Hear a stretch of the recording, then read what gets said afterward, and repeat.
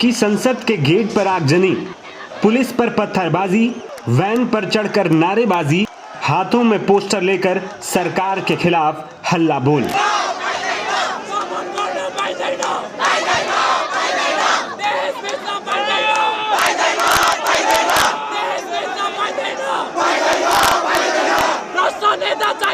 पड़ोसी मुल्क नेपाल में सरकार के खिलाफ अगली पीढ़ी की युवाओं ने बगावत कर दी है।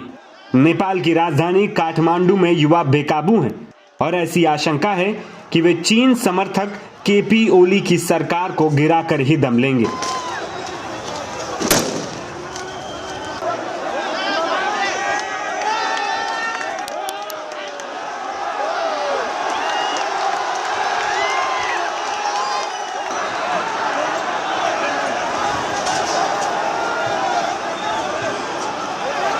ये विरोध इतना खतरनाक मोड़ ले चुका है कि पुलिस को गोली तक चलानी पड़ी, आंसू के गैस के गोले छोड़ने पड़े और युवाओं पर वाटर कैनन का इस्तेमाल करना पड़ा।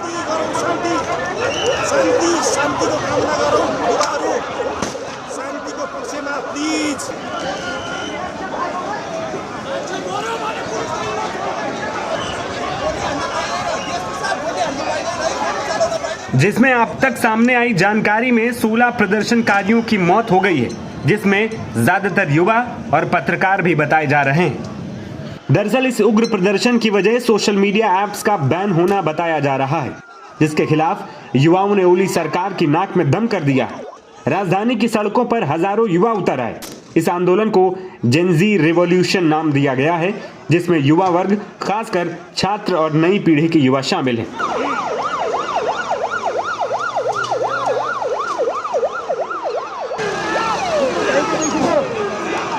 ये विरोध प्रदर्शन उस वक्त शुरू हुआ जब केपी ओली शर्मा की सरकार ने पिछले हफ्ते सोशल मीडिया प्लेटफॉर्म पर बैन लगा दिया था। नेपाल में फेसबुक, ट्विटर समेत ज्यादातर सोशल मीडिया प्लेटफॉर्म पर बैन लगा दिया है, जिसमें Instagram, WhatsApp, YouTube, x, Reddit और लिंक्डइन समेत कुल 26 सोशल मीडिया ऐप्स शामिल हैं। वहीं टिकटॉक, वाइबर, विट, निम्स और पोपो लाइव ने रजिस्ट्रेशन करवा लिया था, लिहाजा इन पर प्रतिबंध नहीं लगा है। हालांकि शुरुआत में यह आंदोलन सिर्फ ऑनलाइन असंतोष और बहस तक सीमित था, लेकिन देखते ही देखते ये डिजिटल स्पेस से निकलकर सड़कों पर बड़े पैमाने पर विरोध प्रदर्शन में बदल गया।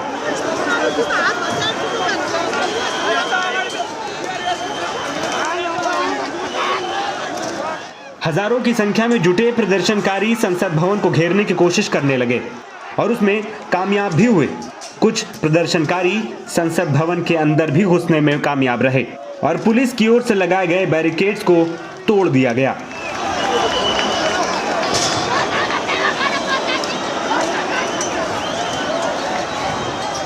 सामने आई तस्वीरों में खूब नारेबाजी हो रही है। सड़कों पर युवाओं का मजमा नजर आ रहा है, जिनके हाथों में नेपाल के झंडे और पोस्टर बैनर हैं।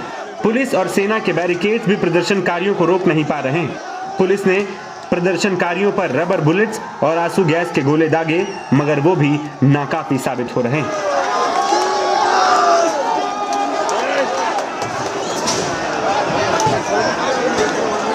यहाँ आउने बित्तिकै यहाँ अब पिसफुल प्रोटेस्ट गर्ने भनेर हामी प्लान गरेर आएको थियौँ। यहाँ साथीहरू हामी यहाँ आउने बित्तिकै यहाँ एकदम नराम्रो इन्सिडेन्ट, यहाँ पुलिसहरूको मिसबिहेभ हेर्न सकिन्छ। यहाँनिर जबरजस्ती युवाहरूलाई गोली हानिरहेको छ। यो पिसफुल प्रोटेस्टको यो अलिकति पनि होइन।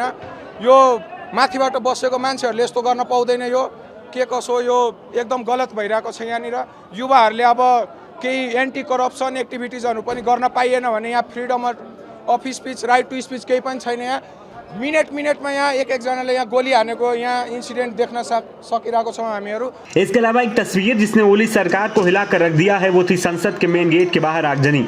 सामने आई फुटेज में प्रदर्शनकारी पार्लियामेंट के गेट की छत से कूदते नजर आ रहे हैं।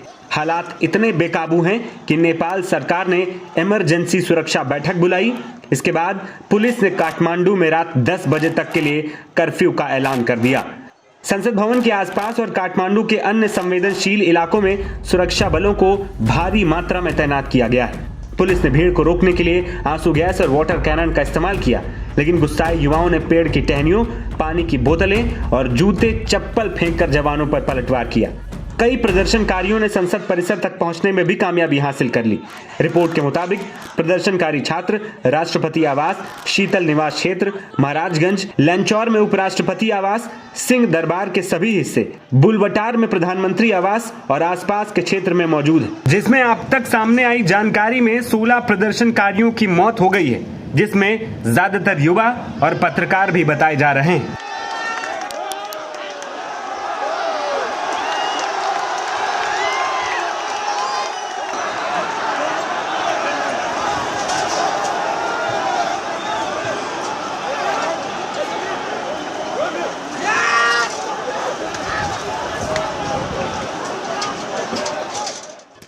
इस हिंसक प्रदर्शन के बाद अब इस बात का भी अंदेशा लगाया जा रहा है कि क्या नेपाल में भी श्रीलंका और बांग्लादेश के मॉडल पर सरकार गिराने की साजिश रची जा रही है।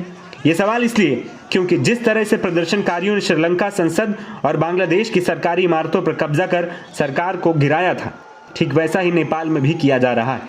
प्रदर्शनकारियों ने देश की संसद को घेर लिया है और सोशल मीडिया पर प्रतिबंध हटाने की भी मांग गूंज रही है। अब प्रधानमंत्री केपी शर्मा ओली के इस्तीफे पर बात आ गई। नेपाल के युवा सोशल मीडिया पर पोस्ट कर पीएम ओली से इस्तीफा की मांग कर रहे हैं और नारेबाजी में भी ये दोहरा रहे हैं। वहीं पड़ोस के बिगड़ते हालातों को देखते हुए भारत भी चौकन्ना है। भारत ने नेपाल बॉर्डर पर चौकसी बढ़ाने के निर्देश दिए हैं। सूत्रों के हवाले से खबर है कि एसएसबी ने भारत नेपाल बॉर्डर पर चौकसी बढ़ा भी दी। एसएसबी ने अतिरिक्त ट्रूप्स और सर्विलांस टीम को वहां पर लगाया है।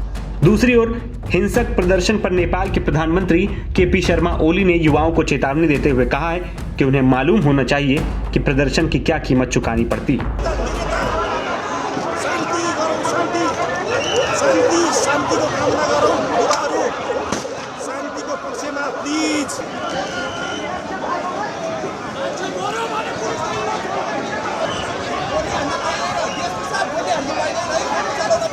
फिलहाल नेपाल में बड़े बवाल की आशंका है। देखना होगा कि ओली सरकार इस पर काबू पाती है या फिर बांग्लादेश और श्रीलंका जैसा हाल नेपाल का भी होने जा रहा है। नवभारत टाइम्स की रिपोर्ट। हामीले तिरेको करबाट यहाँ देता पाल्ने अनि हाम्रो साथीहरुलाई गोली लागिरहने यो कहाँको न्याय हो नि?